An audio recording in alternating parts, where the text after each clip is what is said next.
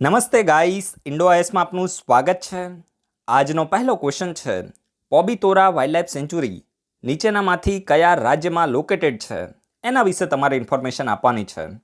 Option છે આસામ, અરુણાચલ પ્રદેશ, મેઘાલય કે મહારાષ્ટ્ર। તો 4 રાજ્યમાંથી કયા રાજ્યમાં પોબિતોરા વાઇલ્ડલાઇફ સેન્ચ્યુરી છે એના વિશે રિવિઝન કરો। આથી થોડા દિવસ પહેલા જ ઇન્ડો આઈએસમાં આપણે આના વિશે ડિટેલમાં ઇન્ફોર્મેશન લીધી હતી। બીજો ક્વેશ્ચન આઈએનએસ કાલવરીના બારામાં છે। ક્વેશ્ચન છે, નીચેનામાંથી આઈએનએસ કાલવરીની બેસ્ટ ડિસ્ક્રિપ્શન શું છે? એટલે કે આઈએનએસ કાલવરી નીચે તમને 4 ઓપ્શન આપ્યું છે, એમાંથી શું છે? તમારી પાસે પહેલો ઓપ્શન છે ડીઝલ ઇલેક્ટ્રિક અટેક સબમરીન, એટલે કે આઈએનએસ કાલવરી એક ડીઝલ ઇલેક્ટ્રિક અટેક સબમરીન છે। બીજો ઓપ્શન છે ન્યુક્લિયર પાવર સબમરીન, કે આઈએનએસ કાલવરી એક ન્યુક્લિયર પાવર સબમરીન છે। ત્રીજો ઓપ્શન છે ટોર્પિડો લોન્ચ એન્ડ રિકવરી વેસલ, અને ચોથો ઓપ્શન છે ન્યુક્લિયર પાવર એરક્રાફ્ટ કેરિયર। તો આ 4માંથી આઈએનએસ કાલવરી શું છે એના વિશે ઇન્ફોર્મેશન હોવી જોઈએ। જીપીએસસી દ્વારા આઈએનએસ કાલવરી, ખાંડેરી અને કરંજ ત્રણેય વિશે ક્વેશ્ચન પૂછવામાં આવેલા છે। તો બહુ જ ઇમ્પોર્ટન્ટ છે, યુપીએસસીમાં થોડો ડિટેલમાં ક્વેશ્ચન પૂછવામાં આવે તો ત્યારે તમને ખબર હોવી જોઈએ। તો અત્યારે તમે આન્સર આપો, અને એના પછી યુપીએસસી માટે 5 સ્ટાર ક્વેશ્ચન છે, ડિઝર્વિંગ ક્વેશ્ચન જેને આપણે કહી શકીએ। ક્વેશ્ચન છે coastal regulation zone. Coastal regulation zone આ ન્યૂઝમાં રહેતા હોય છે, તો કોસ્ટલ રેગ્યુલેશન ઝોનની જે નોટિફિકેશન ઇસ્યુ કરવામાં આવે તો એને કયા એક્ટના તહેત ઇસ્યુ કરવામાં આવે છે? બહુ જ ઇમ્પોર્ટન્ટ ક્વેશ્ચન આને આપણે કહી શકીએ। તમારી પાસે ઓપ્શન છે વોટર એક્ટ 1974, એટલે કે 1974નો વોટર એક્ટ છે એના તહેત ઇસ્યુ કરવામાં આવે છે સીઆરઝેડ નોટિફિકેશનને, કે પછી આને EPI act, environment protection act 1986ના તહેત ઇસ્યુ કરવામાં આવે છે। ત્રીજો ઓપ્શન છે બાયોલોજિકલ ડાયવર્સિટી એક્ટ 2002, એટલે કે 2002ના બાયોલોજિકલ ડાયવર્સિટી એક્ટના તહેત ઇસ્યુ કરવામાં આવે છે। કે ચોથો ઓપ્શન છે સસ્ટેનેબલ સેન્ડ માઇનિંગ ગાઈડલાઇન 2016, તો આના તહેત ઇસ્યુ કરવામાં આવે છે। તો 4 એક્ટમાંથી કયા એક્ટના તહેત આને ઇસ્યુ કરવામાં આવે છે એના વિશે તમારે રિવિઝન કરવાનું છે। ખૂબ જ ઇમ્પોર્ટન્ટ ક્વેશ્ચન આને આપણે કહી શકીએ, રાઈટ। તો ત્રણેયના આન્સર આપવાની કોશિશ કરો। એના પછી જે નેક્સ્ટ આર્ટિકલ છે તો હિમાલયન શેરોના બારામાં છે। હવે આ હિમાલયન શેરો અત્યારે ન્યૂઝમાં કેમ આવ્યો છે કે જે માનસ ટાઈગર રિઝર્વ છે એની અંદર હિમાલયન શેરો જોવા મળ્યો છે। તો હવે આપણે ત્યાં ફોટો પાડવા તો જવાશે નહીં, પણ આપણે જસ્ટ ખાલી શું કરીએ, તમને એટલી તો ખબર હોવી જોઈએ કે આ માનસ ટાઈગર રિઝર્વ છે તો આસામમાં છે। સિમ્પલ છે, આમ તો તમને બધાને આઈડિયા હશે જ તે। તો આપણે શું કરીએ, હિમાલયન શેરો વિશે થોડું રિવિઝન કરીએ। મારા ખ્યાલથી આપણે ડિસેમ્બર મહિનામાં આના વિશે આર્ટિકલ ડિસ્કસ કર્યો હતો, તો ફરીથી થોડી વાર રિવિઝન કરી દઈએ। તો ઇમ્પોર્ટન્ટ વસ્તુ એ છે કે ભાઈ આ હિમાલયન શેરો છે ને, તો આની અંદર બકરી, ડોંકી એટલે ગધેડો, કાવ અને પીગ એટલે કે ડુક્કર, આ બધાના શરીરના લક્ષણો આ હિમાલયન શેરોની અંદર જોવા મળે છે। એટલે દેશી ભાષામાં કહીએ ને તો લખણનો પૂરો કહેવાય, સમજી ગયા? આ લક્ષણો છે, તો ઘણા બધા પ્રાણી છે તો એના લક્ષણો આની અંદર જોવા મળે છે। 4 જેટલા જે પ્રાણીઓ છે તેના લક્ષણ જોવા મળે છે। આ કયા કયા છે તમે યાદ નહીં રાખો તો ચાલશે, જસ્ટ એટલું તમે યાદ રાખજો કે એકથી વધારે જે એનિમલ છે તો એના લક્ષણો આ હિમાલયન શેરોની અંદર જોવા મળે છે। અને આની શરીરની આપણે વાત કરીએ તો એક મીડિયમ સાઇઝનું એક મેમલ છે, સસ્તન પ્રાણી છે। અને મતલબ આનો શેપ કેવો હોય છે, તો આનું જે હેડ છે તો લાર્જ હોય છે, બધું તમે યાદ ના રાખતા। એનું જે નેક છે, જે ગળું છે થીક હોય છે, ને શોર્ટ એના લીંબ હોય છે, ને લાંબા એના કાન હોય છે, ને એના શરીર ઉપર કાળા હેર હોય છે। આ બધું આપણે એટલું બધા ફીચર યાદ રાખવાની જરૂર નથી, જસ્ટ એટલું તમે યાદ રાખો કે આની અંદર એકથી વધારે જે પ્રાણીઓ છે તો એના લક્ષણો જોવા મળે છે। There are several species of serows and all of them are found in Asia. યાદ રાખજો કે જે હિમાલયન જે શેરોઝ છે, આ હિમાલયન શેરો એક શેરોની પ્રજાતિ છે। જો શેરોઝ છે ને તો એની ઘણી બધી પ્રજાતિઓ છે, અને આ બધી પ્રજાતિઓ એશિયાની અંદર જોવા મળે છે। એશિયા લખ્યું છે, ઇન્ડિયા નથી લખ્યું, આ તમે ખાસ યાદ રાખજો। શેરોઝની ઘણી બધી પ્રજાતિ છે, અને એમાંથી એક કઈ છે, હિમાલયન શેરો છે, રાઈટ। તો શેરોઝની ઘણી બધી પ્રજાતિ છે જે જે એશિયાની અંદર જોવા મળે છે। ક્યાં જોવા મળે છે? એશિયાની અંદર જોવા મળે છે। અને હિમાલયન શેરો છે is restricted to the Himalayan region. હવે આ હિમાલયન શેરો છે તો આ શેરોની એક પ્રજાતિ છે, સ્પીસીસ છે, અને એ હિમાલયન રીજનમાં શું છે? રિસ્ટ્રિક્ટેડ છે। જે આપણું હિમાલયન રીજન છે તો એની અંદર ખાસ કરીને જે ઈસ્ટર્ન છે, વેસ્ટર્ન છે, સેન્ટ્રલ હિમાલયસ છે તો ત્યાં રિસ્ટ્રિક્ટેડ છે। અને હિમાલયન શેરો આર હર્બીવોરસ। હર્બીવોરસ એટલે તમે સમજો ને કે જે વનસ્પતિને કન્ઝ્યુમ કરે, વનસ્પતિને ખાય। કાર્નિવોરસ કોને કહેવાય? જે માંસને ખાતા હોય। અને ઓમનીવોરસ કોને કહેવાય? તો જે માંસ અને એના સિવાય સબ્જી, આ જે વનસ્પતિ બંનેને ખાતા હોય। હ્યુમન છે તો ઓમનીવોરસ કહેવાય, હ્યુમન છે તો ઓમનીવોરસ કહેવાય। હવે એમાં પછી અમુક એક્સેપ્શનને તમે બાદ કરી શકો, પણ હ્યુમન છે તો ઓમનીવોરસમાં આવે, કારણ કે હ્યુમન છે તો એ ઇન જનરલ તમે જુઓ તો વનસ્પતિ અને એના સિવાય જે માંસ છે તો એને પણ કન્ઝ્યુમ કરે છે, ને એટલા માટે હ્યુમન છે તો ઓમનીવોરસમાં આવે છે, રાઈટ। તો હિમાલયન શેરો કેવા છે? હર્બીવોરસ છે, મેઇનલી વનસ્પતિને કન્ઝ્યુમ કરે છે, તો આ પણ તમે સમજી ગયા છો। And they are typically found at altitude between 2000 metre to 4000 metre. એટલે કે જે હિમાલયન શેરો છે એ મેઇનલી આપણે કેટલી હાઇટ ઉપર જોવા મળે છે એની વાત કરીએ તો 2000 મીટરથી લઈને 4000 મીટરની હાઇટ ઉપર જોવા મળે છે। And they R known to be found in the eastern, central and western Himalaya. એટલે કે હિમાલયન શહેરો છે તો ઈસ્ટર્ન હિમાલય એટલે કે જે અરુણાચલ પ્રદેશ વાળો એરિયા છે ત્યાં સેન્ટ્રલ હિમાલયમાં જોવા મળે છે અને વેસ્ટર્ન હિમાલય ત્યાં પણ જોવા મળે છે, પરંતુ but not in the trans Himalayan region. તમને એમ થાય કે આ ટ્રાન્સ હિમાલયન રીજન શું છે? તો જો કોઈ પણ વસ્તુમાં ટ્રાન્સ શબ્દ આવે ને એટલે શું થાય કે ભાઈ તમારે કૂદીને પેલી બાજુ જોવાનું. સમજી ગયા? હું સિમ્પલ શબ્દોમાં તમને કહું કે ટ્રાન્સ હિમાલય એટલે કે હિમાલયની પેલી પાર, જે હિમાલય પૂરા થાય એની પેલી વાર આપણે જોઈએ તો ટ્રાન્સ હિમાલયન રીજન શરૂ થાય તો ત્યાં આ મેઇનલી જોવા પડતા નથી. અને ટ્રાન્સ હિમાલયન રીજનમાં કઈ રેન્જીસ ને આ બધું આવે તો એમાં તમે જુઓ તો કારાકોરમ રેન્જ છે, લદ્દાખ રેન્જ છે, જાસ્કર રેન્જ છે, કૈલાસ માઉન્ટેન રેન્જ છે. તો આ ટ્રાન્સ હિમાલય કહેવાય. સમજી ગયા? હિમાલયને વટીને તમે પેલી તરફ જાઓ તો એ ટ્રાન્સ હિમાલયન રીજન કહેવાય. તો ત્યાં આ મેઇનલી હિમાલયન શહેરો જોવા મળતા નથી. નોટ લખ્યું છે but not in the part of trans Himalayan region. તો આ પણ તમે સમજી ગયા છો. અને આનું કન્ઝર્વેશન સ્ટેટસની આપણે વાત કરીએ તો આયુષ્યનમાં વલ્નરેબલ કેટેગરીમાં છે. આયુષ્યનમાં વલ્નરેબલ કેટેગરીમાં છે. સાઇટ્સના એપેન્ડિક્સ 1માં છે. મેં તમને યસ્ટરડે જ કીધું હતું ને, સાઇટ્સ ઇમ્પોર્ટન્ટ છે. કોઈ પણ એનિમલ એ એપેન્ડિક્સ 1માં હોય તો એને હાઈ લેવલનું પ્રોટેક્શન મળેલું છે. અને વાઇલ્ડ પ્રોટેક્શન એક્ટ 1972ના શેડ્યુલ 1માં છે. એટલે કે અહીંયા પણ એને હાઈ લેવલનું પ્રોટેક્શન મળેલું છે. રાઈટ. તો આપણે મેઇનલી હિમાલયન શહેરો વિશે ઇન્ફોર્મેશન લીધી. ઇમ્પોર્ટન્ટ છે, યાદ રાખજો. અને જો આ આપણા સોશિયલ મીડિયા અકાઉન્ટ છે, ટેલિગ્રામ અને જે ઇન્સ્ટાગ્રામ અકાઉન્ટ, એ બંનેના આઈડી અહીંયા ઉપર તમને આપેલા છે. તમારી ઈચ્છા થાય તો જોઈન થઈ શકો છો, ના ઈચ્છા થાય તો અમને કાંઈ ફરક પડવાનો નથી. તમારી માટે જ છે આ બધા ચેનલ અને પ્લેટફોર્મ જે પણ હોય. તમારે કોઈ કામ હોય તો જોઈન થઈ શકો છો. અદરવાઇઝ એમ તો ઇન્ફોર્મેશનની અત્યારે કહેવાય ને કે દરેક જગ્યાએ યુનિવર્સિટીઓ ખુલેલી છે, તો અમારી જેવા માણસોની બહુ વધારે જરૂર નથી. તો તમારી ઈચ્છા થાય તો જોઈન થઈ શકો છો. બાકી ચાલે. એના પછી જે નેક્સ્ટ આર્ટિકલ છે તો ફ્રીડમ ઇન ધ વર્લ્ડ 2021 રિપોર્ટના બારામાં છે. તો જો Freedom in the World 2021 report Democracy Under Siege, તો આ રિપોર્ટને કોના દ્વારા રિલીઝ કરવામાં આવે છે? ઇન્સ્ટિટ્યૂટ એટલું બધું ઇમ્પોર્ટન્ટ નથી, પણ જીપીએસસી શું કરે છે? આવા ક્વેશ્ચન ક્યારેક પૂછી લે છે. અમુક વખતે હું કહેતો છું કે જીપીએસસી યુપીએસસી છે તો રિપોર્ટ ઉપર વધારે ફોકસ કરે છે, પણ અમુક વખતે આ પ્રકારના ફાલતુ બોડી હોય ને એના વિશે પણ ક્વેશ્ચન જીપીએસસીમાં આવી જતા છે. યુપીએસસીમાં આની સંભાવના છે ને ના બરાબર છે. હું તમને ઓપનલી કહું છું, કારણ કે યુપીએસસીમાં તમે જુઓ ને તો IMF છે, વર્લ્ડ બેંક છે, વર્લ્ડ ઇકોનોમિક ફોરમ છે, United Nation Environment Programme, United Nation Development Programme, આવા પછી યુનિસેફ છે, યુનેસ્કો છે, એના રિપોર્ટ ઇમ્પોર્ટન્ટ હોય છે. બાકી ફાલતુ બોડીના ક્વેશ્ચન યુપીએસસી નથી પૂછતી, પણ જીપીએસસીમાં આવી શકે. તો તમે યાદ રાખજો કે Freedom in the World 2021 Democracy Under Siege report આ કોના દ્વારા રિલીઝ કરવામાં આવે છે? તો યુએસએમાં એક થિંક ટેન્ક છે જેનું નામ છે ફ્રીડમ હાઉસ. તો ફ્રીડમ હાઉસ જે યુએસએની એક થિંક ટેન્ક છે એના દ્વારા રિપોર્ટને રિલીઝ કરવામાં આવે છે. અને એની ફાઇન્ડિંગ છે તો આપણી માટે સાવ ફાલતુ છે, પણ જસ્ટ ખાલી એટલું તમે યાદ રાખજો કે આ રિપોર્ટની અંદર ઇન્ડિયાને પાર્ટલી ફ્રી કન્ટ્રી તરીકે દર્શાવવામાં આવી છે. પાર્ટલી ફ્રી એટલે કે ઇન્ડિયા કમ્પ્લીટલી ઇન્ડિયાની અંદર ફ્રીડમ નથી. અને કેટલીક હદ સુધી આપણે જોઈએ તો વાત સાચી પણ છે. હવે આવું સ્ટેટમેન્ટ મારે શા માટે યુઝ કરવું પડે એ તમે બધા જીપીએસસી યુપીએસસીની તૈયારી કરો છો તો આપણે ઓપનલી કંઈ બોલવું નથી, પણ તમે સમજી શકો છો. રાઈટ. તો આ તમે યાદ રાખજો કે ભાઈ ફ્રીડમ હાઉસ નામનું જે થિંક ટેન્ક છે યુએસએમાં, તો એના દ્વારા રિપોર્ટને ઇસ્યુ કરવામાં આવે છે. તો તમે યાદ રાખી શકો છો. એના પછી જે ઇન્ડિયન સુગર મિલ એસોસિએશન છે એના વિશે થોડી ઇન્ફોર્મેશન છે. એક્ઝામ માટે યુપીએસસી માટે પણ ઇમ્પોર્ટન્ટ આર્ટિકલ છે કે મિનિમમ સેલિંગ પ્રાઇસ શું છે સુગર માટે મિનિમમ સેલિંગ પ્રાઇસ શું છે અને આને કયા એક્ટના તહેત આને ઘોષિત કરવામાં આવી છે અને નોટિફિકેશન કયા એક્ટના તહેત આવી છે આ તમને ખબર હોવી જોઈએ. તો ઇન્ડિયન સુગર મિલ એસોસિએશન છે તો આને સરકારને શું કીધું છે કે ભાઈ તમે આ સુગર એટલે કે આપણે જે પેલી ખાંડ કે શું કહેવાય એની માટેની જે મિનિમમ સેલિંગ પ્રાઇસ છે તો એને તમે વધારો. સુગર માટેની મિનિમમ સેલિંગ પ્રાઇસ છે તો એને તમે વધારો. આવું જે સુગર મિલ છે જે પણ ખાસ કરીને ભારતની અંદર સુગર મિલનું જે એસોસિએશન હોય તો એના દ્વારા સરકારને કહેવામાં આવ્યું છે કે ભાઈ તમે મિનિમમ જે સેલિંગ પ્રાઇસ છે સુગરની તો એને 34.50 પર કેજી તમે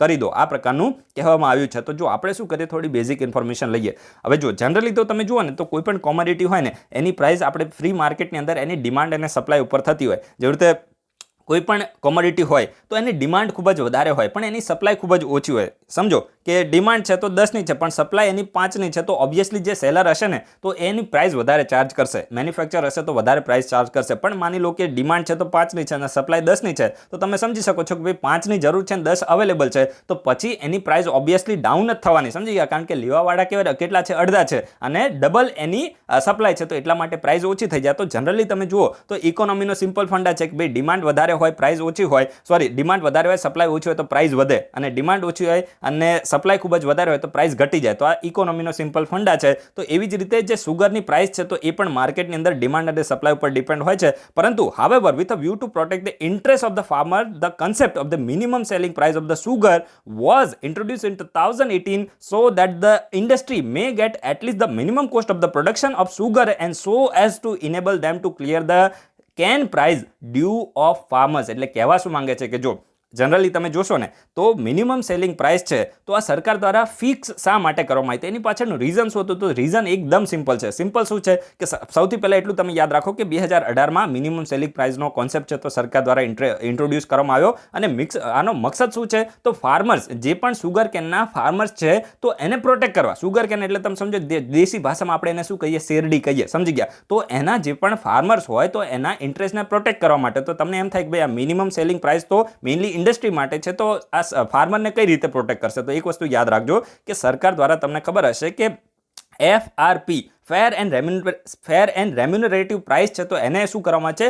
એને ઘોષિત કરવામાં આવે છે, સમજી ગયા? અને આ FRP હોય તો એના બેઝિસ ઉપર સુગર મિલ શું કરે છે? ફાર્મર્સ પાસેથી જે સુગર કેન હોય તો એને પરચેસ કરે છે. પછી એ સુગર કેનને પરચેસ કર્યા પછી એમાંથી સુગર બનાવે છે એમની ઇન્ડસ્ટ્રીની અંદર, સમજી ગયા? તો આ તમને સમજ્યા? તો હવે જો જે ફાર્મર્સ પાસેથી ફેર એન્ડ રેમ્યુનરેટિવ પ્રાઇસથી સુગર મિલ દ્વારા સુગર કેનને પરચેસ કરવામાં આવ્યું હોય તો એ ફાર્મરને પેમેન્ટ તો કરવું પડે ને. પણ જો સુગર મિલ પાસે જ પૈસા ના હોય, જો ખુદ સુગર મિલ જ લોસની અંદર ચાલતી હોય, નુકસાનની અંદર ચાલતી હોય, તો ફાર્મરને આ ફેર એન્ડ રેમ્યુનરેટિવ પ્રાઇસથી, જે પ્રાઇસથી ઇન્ડસ્ટ્રીએ પરચેસ કર્યું હતું તો એનું પેમેન્ટ નહીં થાય, સમજી ગયા? પેમેન્ટમાં ડિલે થશે.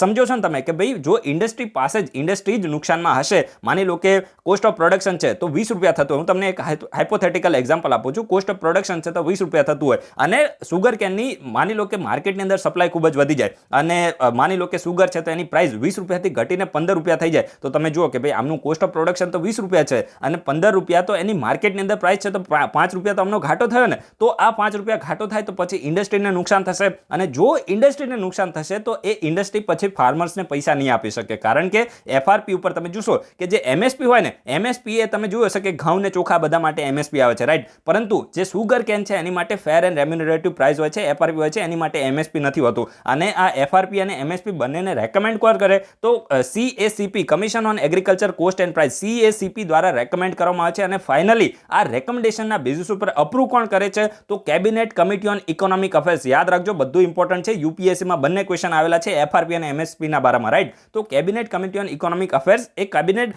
Committee on agriculture cost and પ્રાઇસના રેકમેન્ડેશનના બેઝિસ ઉપર શું કરે છે? FRP ને અપ્રૂવ કરે છે. અને પછી આ FRP છે તો એના તહેત મેઇનલી ઇન્ડસ્ટ્રી છે તો એ ફાર્મર્સ પાસેથી સુગર કેનને પરચેસ કરે છે, સમજી ગયા? તો આ તમને સિમ્પલ ફંડા ખબર પડી ને કે ભાઈ જો માની લો કે ઇન્ડસ્ટ્રી જ નુકસાનમાં થશે, મિનિમમ સેલિંગ પ્રાઇસ એ ઇન્ડસ્ટ્રીને નહીં મળે તો એ ઇન્ડસ્ટ્રી પછી ફાર્મર્સને ટાઈમસર એમના જે પણ દેવાના થતા નાણાં હશે તો આપી નહીં શકે અને ફાર્મર્સને નુકસાન થશે. એટલા માટે ફાર્મર્સના ઇન્ટરેસ્ટને પ્રોટેક્ટ કરવા માટે અને ટાઈમસર એમનો ડ્યુઝ મળે તો એ મકસદથી સરકાર દ્વારા 2018માં મિનિમમ સેલિંગ પ્રાઇસનો કોન્સેપ્ટ છે તો એને ઇન્ટ્રોડ્યુસ કરવામાં આવ્યો. In exercise of the power conferred under the essential commodities act 1955. બહુ જ ઇમ્પોર્ટન્ટ છે. કયા એક્ટના તહેત આ ઓર્ડરને ઇસ્યુ કરવામાં આવ્યો હતો? તો એસેન્શિયલ કોમોડિટીઝ એક્ટ 1955, 1955નો એસેન્શિયલ કોમોડિટીઝ એક્ટ છે તો એના તહેત 2018માં સુગર પ્રાઇસ કંટ્રોલ ઓર્ડરને સરકાર દ્વારા ઇસ્યુ કરવામાં આવ્યો હતો. તો અહીંયાથી પણ સિમ્પલ ક્વેશ્ચન બની શકે કે સુગર પ્રાઇસ કંટ્રોલ ઓર્ડર 2018ને સરકાર દ્વારા કયા એક્ટના તહેત ઇસ્યુ કરવામાં આવ્યો છે? તો એસેન્શિયલ કોમોડિટીઝ એક્ટ 1955 ના તહેત ઇસ્યુ કરવામાં આવે છે. And under the provision of the said act the government will fix the minimum selling price. અને આ એક્ટની પ્રોવિઝનના તહેત સરકાર છે તો એ સુગર માટેની મિનિમમ સેલિંગ પ્રાઇસ છે માર્કેટની અંદર મિનિમમ કયા ભાવે વેચવું જોઈએ જેથી કરીને ઇન્ડસ્ટ્રીને એની કોસ્ટ ઓફ પ્રોડક્શન મળે તો એને ધ્યાનમાં લઈને સરકાર દ્વારા મિનિમમ સેલિંગ પ્રાઇસ છે તો એને ઇસ્યુ કરવામાં આવે છે. And MSP minimum selling price, આ પેલું મિનિમમ સપોર્ટ પ્રાઇસ નથી, આ તમે કન્ફ્યુઝ ના થતા. મિનિમમ સેલિંગ પ્રાઇસ છે. મિનિમમ સેલિંગ પ્રાઇસ કોની માટે છે? સુગર મિલ માટે છે. આ બધું ઇમ્પોર્ટન્ટ છે, right? The minimum selling price of the sugar has been fix taking into the account of the component of the fair and remunerative price and minimum conversion cost of the most efficient mill. એટલે કહેવા શું માંગે છે કે ભાઈ મિલ જે પણ industry હોય તો એના દ્વારા ફેર એન્ડ રેમ્યુનરેટિવ પ્રાઇસ કેટલી પે કરવામાં આવી છે, એના સિવાય એનું કોસ્ટ ઓફ પ્રોડક્શન કેટલું છે. કે ભાઈ સુગર કેન હોય તો ડાયરેક્ટ એમાંથી તમે ખાંડ બનાવી શકો, એને તમે ઇન્ડસ્ટ્રીમાં નાખવી પડે, પ્રોસેસ કરવી પડે અને ઘણી બધી એમાં લાંબી પ્રોસેસ થતી હોય તો એમાં જે પણ એમની કન્વર્ઝન કોસ્ટ આવતી હોય તો એને પણ ધ્યાનમાં લઈને જે મિનિમમ સેલિંગ પ્રાઇસ છે તો સરકાર દ્વારા ફિક્સ કરવામાં આવે છે. ને FRP વિશે તો મેં તમને પહેલા જ ઇન્ફોર્મેશન આપી કે રેકમેન્ડ કોણ કરે છે? રેકમેન્ડ કરે છે commission on agriculture cost and price. પરંતુ આને પછી અપ્રૂવ કોના દ્વારા કરવામાં આવે છે? તો cabinet committee on economic affairs, જેના હેડ હોય છે આપણા પ્રધાનમંત્રી, રાઈટ? તો આના વિશે તમને ડિટેલમાં ઇન્ફોર્મેશન મળી ગઈ હશે. એના પછી GPSC માટે UPSC માટે બિલકુલ લાયક આર્ટિકલ નથી, આ લાયક શબ્દ જ આપણે બોલવો જોઈએ. અને હા, મને અત્યારે યાદ આવી ગયું કે ભાઈ યુપીએસસીના ફોર્મ આવી ગયા છે, તમે બધા ફોર્મ ભરી દેજો. કોઈ પણ લોકો ડરવામાં ના રહેતા કે ભાઈ મારી તૈયારી થઈ નથી, ના નથી તે નથી. એક વસ્તુ સિમ્પલ ફંડા તમે સમજો, આ મારા સ્ટેટમેન્ટમાં તમે સમજી જશો. જેટલા વર્ષો આગળ જશે એટલું કોમ્પિટિશન વધશે. સિમ્પલ પહેલી વસ્તુ આ તમે સમજ્યા. બીજું કે જેટલા વર્ષો આગળ જશે એટલી રિક્રુટમેન્ટની પોસ્ટ ઓછી થશે. ત્રીજી વસ્તુ, જેટલા પોસ્ટ ઓછી થશે એટલે તમે જુઓ કન્ટિન્યુઅસલી ટ્રેન્ડ ડાઉન થઈ રહ્યો છે. 712 ભરતી જ છે આ વખતે, એની પહેલાં 796 હતી, એની પહેલાં 896 હતી. સમજી ગયા, ધીરે ધીરે નંબર ડાઉન થઈ રહ્યો છે. તો જેટલું તમે એમ વિચારશો કે હું તો આવતા વર્ષે અપિયર થઈશ ને મારી હું આવતા વર્ષે સારી તૈયારી, એક કઈ વર્ષ નહીં થાય. જ્યાં સુધી ફોર્મ નહીં ભરો ત્યાં સુધી તૈયારી નહીં થાય. અંદરથી જ્યાં સુધી વિશ્વાસ નહીં રાખો, કાંઈ થવાનું નથી. સમજી ગયા? એટલે ફોર્મ ભરી દેજો, કોઈ ડર રાખતા નહીં. અને અમુકને એવું હોય કે મારો 6 અટેમ્પમાંથી મારો 1 અટેમ્પ જતો રહેશે. ભાઈ 6 અટેમ્પ છે ને કોઈ આપી શકતું નથી. સારા થાકી જાય છે, બરાબર. એ તો ભાગ્યે જ કોઈ એવા હોય કે જે અંદરથી એકદમ હિંમતવાળા હોય કે જે 6 વર્ષ સુધી એક કહેવાય ને કે સસ્ટેન કરી શકે. બાકી યાર બહુ અઘરી વસ્તુ છે, એટલે બહુ એવું વધારે પડતું નહીં વિચારવાનું કે મારા 6માંથી 1 અટેમ્પ ઓછો થઈ જશે. અને એક વસ્તુ બીજી પણ યાદ રાખજો, જેમ વર્ષ આગળ જશે એક્ઝામ અઘરી થશે. સમજી ગયા? 2019નું ખાલી પેપર જોઈ લેજો, તમને અંદરથી ખબર પડી જશે કે યુપીએસસી રિયલમાં શું છે. સમજી ગયા? અહીંયા તો હું તમને જે વસ્તુ બોલું છું મારા પ્રેક્ટિકલ અનુભવના બેઝિસ ઉપર બોલું છું. ક્વેશ્ચનને સોલ્વ કરવાની કેટલીક ટ્રીક હોય. બાકી કોઈ પણ એવો આપણે દેશી ભાષામાં કહીએ કે ખાસ સાહેબ આવી જાય ને તો એ યુપીએસસીમાં 40થી 45થી વધારે ક્વેશ્ચન કોન્ફિડન્સ સાથે ના કરી શકે. એમાં પછી તમારે શું કરવું પડે? લોજિક લગાવવું પડે, એલિમિનેશન મેથડને યુઝ કરવી પડે, પછી તમારે રિસ્ક લેવું પડે. રિસ્ક હે તો ઇશ્ક હે આ વસ્તુ છે ને, પણ એ થોડું તમારે અહીંયા પણ વિચારવું પડે કે ભાઈ ઇશ્ક હે ને તો ફેલ હોને કા રિસ્ક હે. અહીંયા પણ ધ્યાન રાખજો તમે, એ બધું ફિલ્મના ડાયલોગ અહીંયા લાગુ ના પડે. પણ હું તમને એટલું કહેવા માંગુ છું કે અહીંયા તમારે થોડું અંદરથી રિસ્ક પણ લેવું પડે. કારણ કે તમને હું 100% કહું છું, ગમે તેવો યુપીએસસીનો ટોપર હશે ને એને 40થી 45 ક્વેશ્ચનથી વધારે 100% શ્યોર ના જ હોય એમાં. કારણ કે ગમે ત્યાંથી ક્વેશ્ચન આવતા હોય, રેન્ડમલી સર્ચ કરીને યુપીએસસી ક્વેશ્ચન પૂછે છે. એટલે ફોર્મ ભરી દેવાનું, ક્વેશ્ચન હંમેશા અઘરા થતા રહેશે. એટલે એવું ના વિચારતા મારા 6માંથી 1 અટેમ્પ ઓછો થઈ જશે, હું આવતા વર્ષે યુપીએસસી નીકાળી દે, એવા સપના રહી જશે. એટલે શાંતિથી ભરી દેજો, રાઈટ. હવે આપણે અહીંયા આજના છેલ્લા 2 આર્ટિકલ છે એને ડિસ્કસ કરી દઈએ.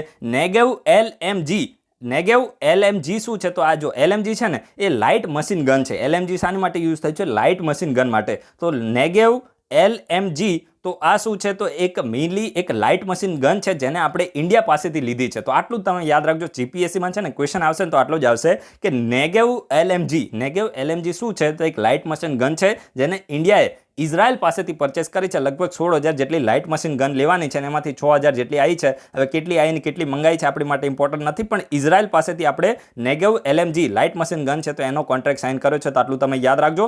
અને એના પછી જે નેક્સ્ટ આર્ટિકલ છે તો વેસ્ટ કન્ટેનર ટર્મિનલના બારામાં છે. તો જો વેસ્ટ કન્ટેનર ટર્મિનલ છે તો મેઇનલી જે કોલંબો પોર્ટ છે તો એનો ભાગ છે. જેવી રીતે એરપોર્ટ હોય ને, એરપોર્ટ એક આખું મેઇન એક કહેવાય ને કે એક થઈ જાય. સમજી ગયા? તો એ એરપોર્ટની અંદર પછી શું આવે કે અંદર અલગ અલગ ટર્મિનલ હોય. સમજી ગયા? તો આ વસ્તુ તમે યાદ રાખજો. જેવી રીતે આપણું એસવીપીઆઈ એરપોર્ટ છે ને અહેમદાબાદની અંદર, તો એક આખું એરપોર્ટ છે. પણ આની અંદર તમે જુઓ કે ટર્મિનલ 1 છે તો ડોમેસ્ટિક એરપોર્ટ છે, ટર્મિનલ 2 છે તો ઇન્ટરનેશનલ એરપોર્ટ છે. તો એવી જ રીતે કોઈ પણ પોર્ટ હોય તો એની અંદર પણ મેઇનલી કન્ટેનર ટર્મિનલ હોય. તો એવી જ રીતે જે કોલંબો પોર્ટ છે તો એની અંદર પણ વેસ્ટ કન્ટેનર ટર્મિનલ છે. તો શ્રીલંકાએ શું કીધું છે કે ભાઈ આ વેસ્ટ કન્ટેનર ટર્મિનલ છે તો એની માટે એને ડેવલપ કરવા માટે શ્રીલંકા છે તો જાપાન અને ઇન્ડિયા સાથે પાર્ટનરશિપ કરશે. તો ભાઈ આ થોડું નાટક વધારે કરે છે, થોડી વાર હા પાડે છે, ના પાડે છે અને બધું ચાલે રાખે. તો જો આપણી માટે ઇમ્પોર્ટન્ટ શું છે? ના પાડી હતી તો એ તો ઈસ્ટ કન્ટેનર ટર્મિનલ માટે હતી, આ વેસ્ટ કન્ટેનર ટર્મિનલ માટે છે, રાઈટ. તો તમે યાદ રાખજો કે વેસ્ટ કન્ટેનર ટર્મિનલ જે કોલંબો પોર્ટમાં છે તો એને ઇન્ડિયા અને જાપાન શ્રીલંકા સાથે મળીને ડેવલપ કરશે. And decision come a month after the Rajapaksa government ejected 2 partners from 2019 tripartite agreement to jointly develop the East Container Terminal, citing the resistance to the foreign involvement. એટલે કહેવા શું માંગે છે કે 1 મહિના પહેલા જ જે રાજપક્ષાની ગવર્મેન્ટ છે શ્રીલંકાની અંદર તો એને એવું કીધું હતું કે ભાઈ આ જે ઈસ્ટ કન્ટેનર ટર્મિનલ છે તો એમાં અમે ઇન્ડિયા, જાપાન અને શ્રીલંકા સાથે મળીને ડેવલપ કરવાના હતા, પરંતુ અમે અમારા દેશની અંદર કોઈ પણ ફોરેન ઇન્વોલ્વમેન્ટ ચાહતા નથી અને એટલા માટે અમે આ જે એગ્રીમેન્ટ હતો તેમાંથી બહાર નીકળીએ છીએ. સમજી ગયા? તો કંઈ વાંધો નહીં, શ્રીલંકા થોડું ભાવ ખાય છે કારણ કે એને ખબર છે કે ભાઈ જો ઇન્ડિયા અને જાપાન ને ચાઇના અને યુએસએના બધાને ચાઇનાને કાઉન્ટર કરવું હશે, ચાઇનાને ઇન્ડિયન ઓશન રિજનની અંદર કાઉન્ટર કરવું હશે તો અમારી જરૂર પડવાની છે. એટલા માટે જે આ શ્રીલંકા છે અને બાંગ્લાદેશ ને મોલદીવ ને બધા કન્ટ્રી થોડી છે ને ભાવ વધારે ખાય છે એને ખબર છે. બાકી એમની કાંઈ ઓકાત નથી, પણ કેવું છે કે ભાઈ ઇન્ડિયાને પણ થોડી જરૂર છે કારણ કે આપણી સિક્યોરિટી માટે થોડો થ્રેટ ઊભો થઈ શકે. તો ભાઈ ઇન્ડિયાએ પણ આ લોકોને શું હાથ ફેરવીને રાખવા પડે કે હા ભાઈ હશે જવા દે. સમજી ગયા? તો એ તમે સમજી શકો છો. And while the High Commission of the India had approved. હવે જો મેઇનલી જે આ ઈસ્ટ કન્ટેનર ટર્મિનલ હતું ને, ઈસ્ટ કન્ટેનરની વાત કરું છું, અત્યારે જે છે વેસ્ટ છે. અત્યારે જે આને આ ભાઈએ અપ્રૂવ કર્યું ને એ વેસ્ટ છે, પરંતુ ઈસ્ટ કન્ટેનર ટર્મિનલ હતું જે પહેલાં કેન્સલ થયું એની વાત કરું છું. તો એને એમાં ઇન્ડિયાના વતી જે અદાણી પોર્ટ હતું તો એ ઇન્વેસ્ટમેન્ટ કરવાનું હતું, અને ત્યારે અદાણી પોર્ટ હતું તો એનું મિનિમમ સ્ટેક રહેવાનું હતો. જો જે ઈસ્ટ કન્ટેનર ટર્મિનલ હતું થોડું ગાંડા જેવું છે. ઈસ્ટ કન્ટેનર ટર્મિનલ છે ને, તો એમાં શ્રીલંકાની જે શ્રીલંકા પોર્ટ ઓથોરિટી છે તો એનો સ્ટેક 51% હતો, સમજી ગયા. એટલે કે ત્યાં એ મેજોરિટીમાં રહેવાનું હતું ઈસ્ટ કન્ટેનર ટર્મિનલમાં. પરંતુ આ વેસ્ટ કન્ટેનર ટર્મિનલ છે તો એમાં ઇન્ડિયાનો અને જાપાનનો સ્ટેક 85% છે, સમજી ગયા. એટલે કે ત્યાં શ્રીલંકા માઇનોરિટીમાં છે. અત્યારે નવાની વાત કરી એનું, સમજી ગયા. તો વેસ્ટ કન્ટેનર ટર્મિનલમાં શ્રીલંકા છે તો માઇનોરિટીમાં છે. જાપાન ઇન્ડિયાનો સ્ટેક 85% છે. જેવી રીતે હવે જો આ વેસ્ટ કન્ટેનર ટર્મિનલ છે ને, તો આમાં ઇમ્પોર્ટન્ટ શું છે કે આ ચાઇના દ્વારા જે કોલંબો ઇન્ટરનેશનલ કન્ટેનર ટર્મિનલને ડેવલપ કરવામાં આવ્યું છે, ચાઇના દ્વારા કોલંબો ઇન્ટરનેશનલ કન્ટેનર ટર્મિનલને જે ડેવલપ કરવામાં આવ્યું છે એની નજીકમાં છે, એની ખૂબ જ નજીકમાં છે ને, એટલા માટે ઇન્ડિયા માટે ખૂબ જ સ્ટ્રેટેજિકલી ઇમ્પોર્ટન્ટ છે અને ચાઇનાને કાઉન્ટર કરવા માટે છે. ચાઇનાને એમ હતું કે ભાઈ હું તો